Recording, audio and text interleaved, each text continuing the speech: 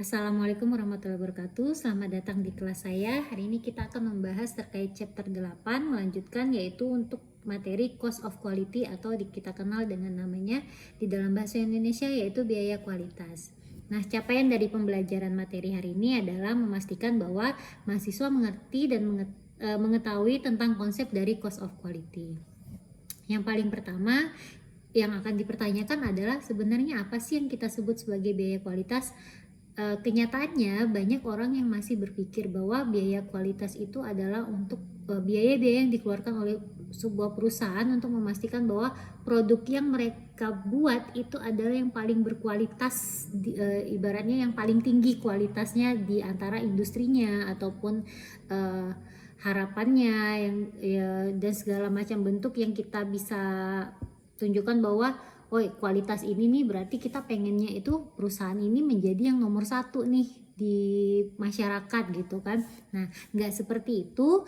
Jadi yang dimaksud dengan biaya kualitas sendiri di sini adalah ketika perusahaan udah men-set bahwa sudah menetapkan bahwa mereka akan barang ataupun jasa yang akan mereka buat itu harus memenuhi kriteria tertentu yang memang dari awal sudah mereka konsepkan, yang dari awal memang sudah mereka targetkan, sehingga tadi memastikan bahwa biaya kualitas ini adalah biaya yang harus mereka keluarkan untuk memastikan barang, baik itu barang ataupun jasa yang dikeluarkan oleh oleh perusahaan mereka ini memang sudah sesuai dengan apa yang mereka harapkan. Itulah yang kita maksud dengan yang namanya kualitas, biaya kualitas. Nah, di dalam biaya kualitas itu sendiri kita akan selalu kenal ada yang namanya product defect. Di mana product defect ini artinya adalah produk yang cacat. Produk cacat itu seperti apa? Produk yang kita bukan berarti tadi kalau misalnya ada meja hilang satu nih dari empat kakinya hilang satu.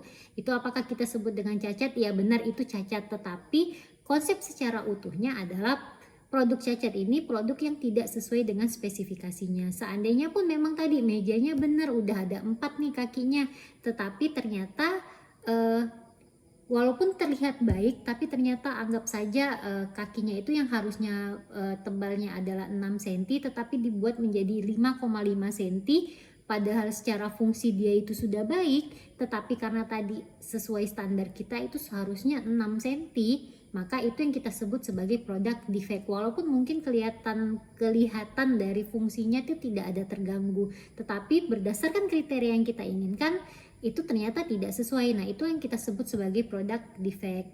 Nah, di dalam konsep cost of quality ada satu hal yang diinginkan untuk bisa tercapai, yaitu yang namanya zero defect. Apa sih yang dimaksud dengan zero defect? Secara harfiah kita artikan itu adalah sebagai cacat nol. Loh, memangnya bisa ya kalau misalnya sebuah barang itu cacatnya nol? Nah, itu yang memang diharapkan di dalam cost of quality ini sendiri. Gimana sih caranya sebuah perusahaan itu menekan biaya, menekan bahwa produk-produk yang tidak sesuai dengan spesifikasinya itu bisa sampai nol nilainya. Nah, kenapa bisa sampai nol? Apakah nol benar-benar artinya nol? Enggak, tapi kita ngelihatnya dari persentasenya. Sebagai contoh nih, Motorola itu pada tahun 1985 ketika mereka memproduksi 1 juta unit barang, misalnya HP gitu kan, mereka memproduksi 1 juta unit HP, sebanyak 6.000 dari 1 juta itu adalah produk yang cacat. Nah, kemudian mereka melakukan perbaikan-perbaikan yang berhubungan dengan pemenuhan kualitas ataupun standar kualitas yang mereka inginkan, yang sesuai gitu kan, dan sehingga ternyata dari usaha-usaha ini berhasil. Jadi di tahun 1992 Motorola dalam memproduksi 1 juta unit HP itu ternyata yang gagalnya atau yang cacatnya itu ada 3 saja. Artinya ini kalau kita persentasekan jumlah kegagalannya itu kan berarti 0,000 sekian. Nah, inilah yang kita sebut sebagai zero defect. Memang kalau memang bisa untuk menghasilkan 0 unit yang gagal, nah itu lebih baik lagi. Tetapi di sini yang diharapkan di dalam pelaporan sebuah cost of quality ataupun biaya kualitas itu biasanya bentuknya adalah dalam bentuk persentase. Nah, sekarang kalau kita mau mengenal memangnya kalau misalnya kita mau membuat pelaporan biaya kualitas, apa aja sih yang harus ada di dalam pelaporan tersebut, ataupun apa aja sih yang mempengaruhi yang bisa kita sebut nanti kita buatkan yang namanya biaya kualitas. Jadi setidaknya ada 4 di sini. Sebenarnya ada 3, kita kenal ini dengan namanya metode PAF atau Prevent, Appraisal, dan Failure. Nah, di dalam bahasa Indonesia itu artinya adalah biaya pencegahan, biaya penilaian, dan biaya kegagalan. Nah, di biaya kegagalannya itu sendiri kita pisahkan menjadi 2. Yang pertama adalah biaya kegagalan internal, dan yang kedua ini adalah biaya kegagalan eksternal. Nah, apa sih yang dimaksud dengan biaya pencegahan? Ketika kita ngomongin biaya pencegahan, yang dimaksud di sini adalah seluruh bentuk biaya yang kita keluarkan yang memang peruntukannya adalah mencegah adanya kemungkinan jumlah produk yang cacatnya itu banyak. Kayak tadi kan dicontohkan Motorola dari 1 juta unit yang diproduksi, ada 6.000 nih yang cacat gitu kan. Nah, gimana sih caranya perusahaan itu harus mencegah adanya keluar biaya seperti ini? Biaya untuk mencegahnya kira-kira apa aja sih gitu kan, supaya tadi memastikan nanti nih kemudian ketika sudah selesai diproduksi, rata-rata barang yang kita produksi ini hampir 0 jumlah barang yang cacatnya gitu, 0% jumlah barang yang cacatnya. Sehingga di sini dibuatlah jadi biaya pencegahan yang muncul. Kemudian ini biaya-biaya yang dari seluruh kegiatannya secara spesifiknya itu dirancang untuk mencegah barang-barang tersebut tidak sesuai dengan spesifikasi ataupun kualitas yang diharapkan oleh perusahaan. Kalau di sini contoh biayanya apa aja banyak gitu. Misalnya contoh, karena kita ingin berharap bahwa semua barang dikerjakan dengan sangat baik. Lalu siapa aja sih yang bersinggungan, atau apa aja sih yang bersinggungan dengan biaya-biaya tersebut? Kan ada tuh yang namanya biayanya DM atau direct material. Di DM-nya itu kita harus memastikan bahwa barang-barang bahan material yang kita gunakan itu pun semuanya bagus gitu kan. Artinya sesuai dengan yang kita inginkan. Terus yang kedua ada juga kan namanya direct labor. Di direct labor, ketika tadi kita punya pegawai yang harus mengerjakan barang-barangnya kita, itu secara jelas mereka harus mampu nih, jangan sampai gara-gara human error akhirnya perusahaan seharusnya sehingga mereka gagal nih, ternyata karena akibat human error mereka gagal mengerjakan pekerjaan yang seharusnya bisa mencapai sempurna. Jadi apa yang dilakukan? Yang dilakukan adalah memastikan bahwa tadi mereka mengerti tugas ataupun pekerjaannya. Apa yang dilakukan kalau kayak gitu? Ya harus ada yang namanya pelatihan. Nah, apalagi segala macam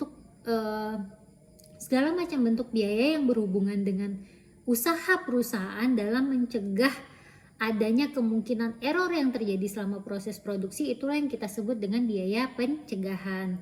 Nah, logika di belakang biaya pencegahan ini, kenapa biasanya setiap perusahaan itu akan terus menekankan di biaya pencegahan?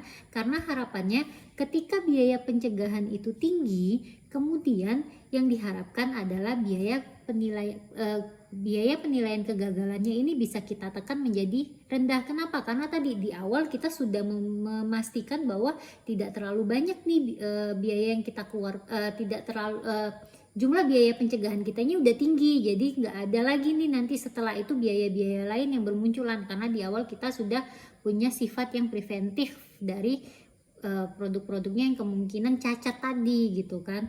Lalu biaya kedua adalah biaya penilaian. Apa sih yang terjadi di biaya penilaian? Biaya penilaian ini ketika tadi kita sudah melakukan proses produksi, sehingga kita harus mengecek apakah barang-barang yang sudah diproduksi tersebut sudah sesuai dengan yang seharusnya, spesifikasi ataupun kualitas yang seharusnya. Jadi di sini biaya penilaian merupakan sangat berhubungan dengan cara pengukuran ataupun mengevaluasi, memeriksa antara hasil produksi barang ataupun jasa yang telah ditentukannya tadi. Sehingga kalau di sini apa aja sih biaya yang berhubungan dengan penilaian? Ya kalau misalnya tadi kita udah ada barangnya, apa yang kita lakukan? Kita melakukan pemeriksaan. Kita periksa dulu nih barangnya, ada nggak cacatnya. Terus waktu misalnya barangnya dites gitu kan, ada proses pengetesan. Nah, pengetesan ini proses pengetesan inilah yang kemudian kita sebut sebagai biaya penilaian, karena tadi memastikan bahwa misalnya tadi mejanya itu kalau misalnya kita ukur ternyata benar semuanya 6 cm gitu kan.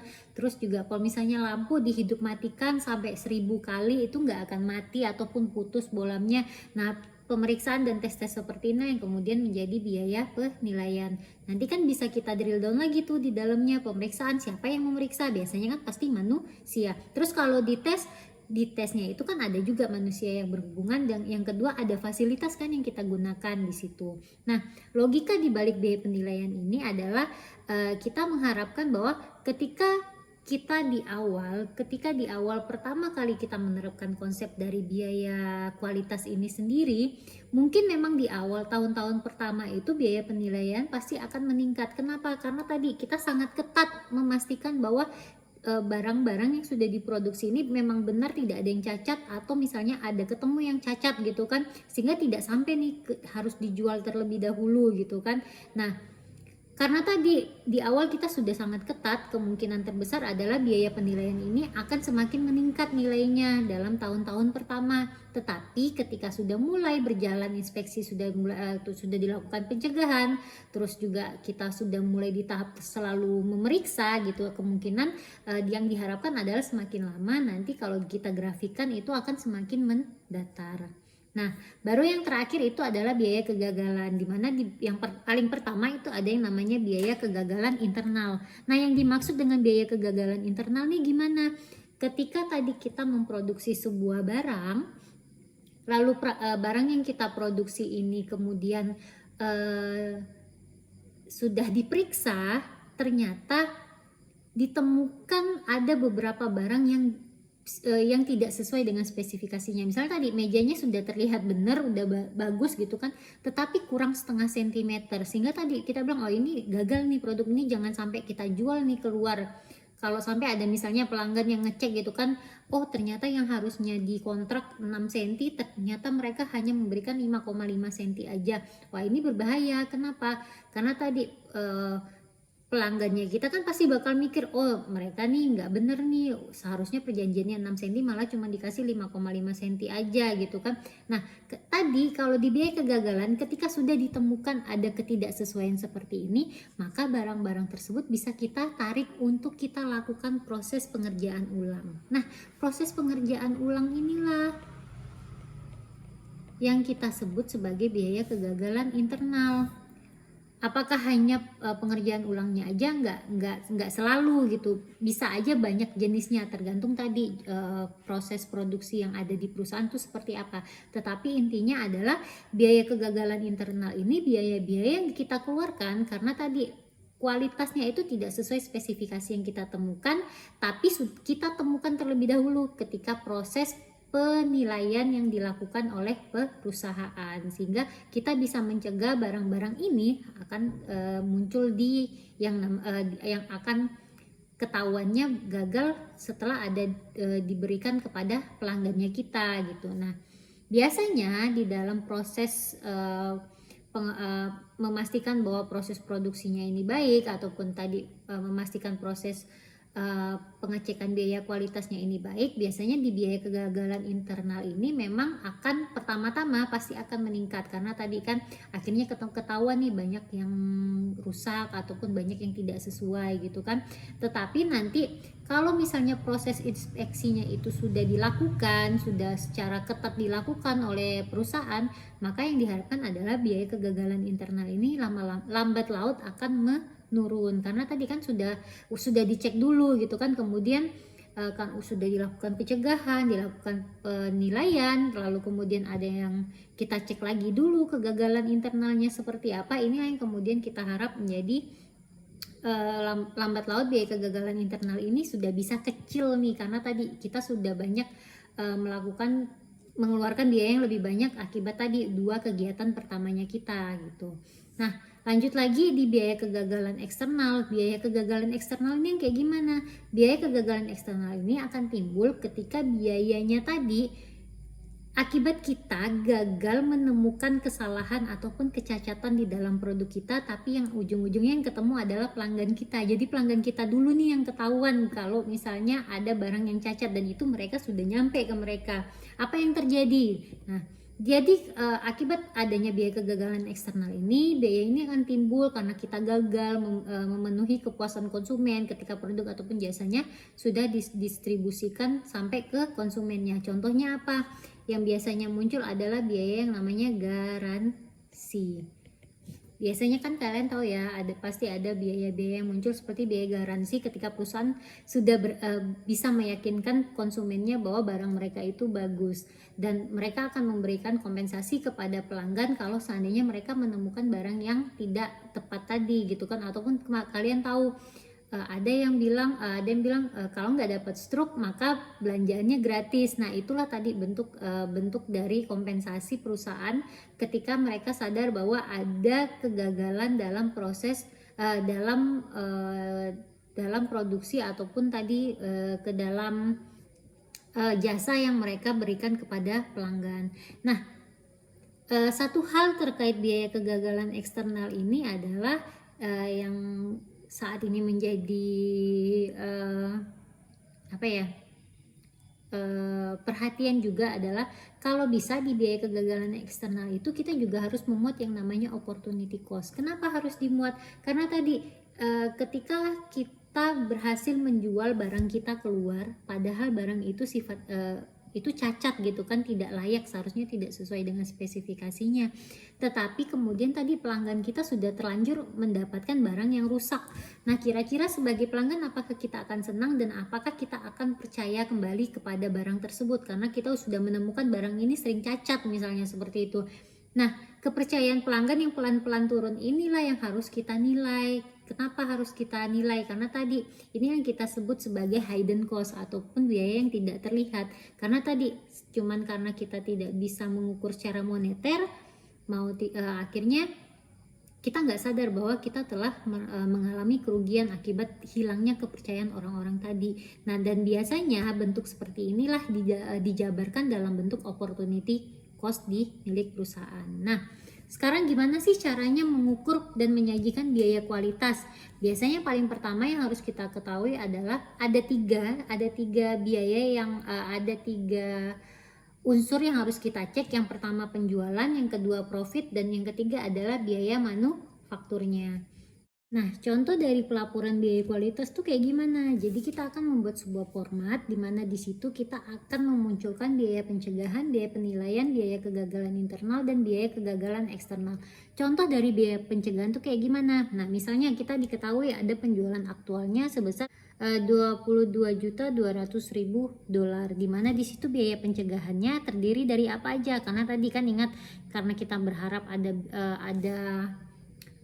berharap pemenuhan kualitas ataupun spesifikasi tertentu dari sebuah barang yang ingin kita produksi, di situ berarti kita harus melakukan pelatihan terlebih dahulu untuk memastikan bahwa karyawan kita paham banget dengan cara membuat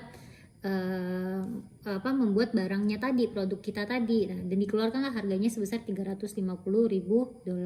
Lalu ada rekayasa, artinya apa? Kita melakukan proses pencobaan terlebih dahulu bahwa barang ini memang benar sudah baik gitu dengan kualitas yang tadi, spesifikasi yang sudah kita tentukan, apakah benar spesifikasi itulah yang dibutuhkan oleh pelanggan misalnya, ataupun memang dengan spesifikasi tersebut kita bisa membuat barangnya nih gitu kan. Nah, dikeluarkanlah. Jadi sehingga di sini kita tahu total biaya pencegahannya adalah $1.150.000. Lalu ada biaya pencegahan juga sama, isinya apa aja di situ, pemeriksaan bahan baku, penerimaan produk, penerimaan proses gitu kan. Dari sini yang kita sebut sebagai biaya penilaiannya. Lalu ada biaya kegagalan internal. Gimana? Kalau ternyata dari proses produksinya kita punya yang namanya sisa bahan. Ada juga pengerjaan ulang karena tadi barangnya kita anggap tidak sesuai spesifikasinya. Dan yang baru terakhir biaya kegagalan eksternal. Misalnya ternyata ada keluhan pelanggan dan kita harus menangani itu. Pasti akan ngeluarin biaya, sehingga ini biaya masuklah ke dalam biaya kegagalan eksternal. Lalu juga ada yang namanya garansi. Lalu juga misalnya tadi nggak rusak-rusak amat sih, tetapi masih perlu diperbaiki. Nah, muncullah di situ biaya perbaikan.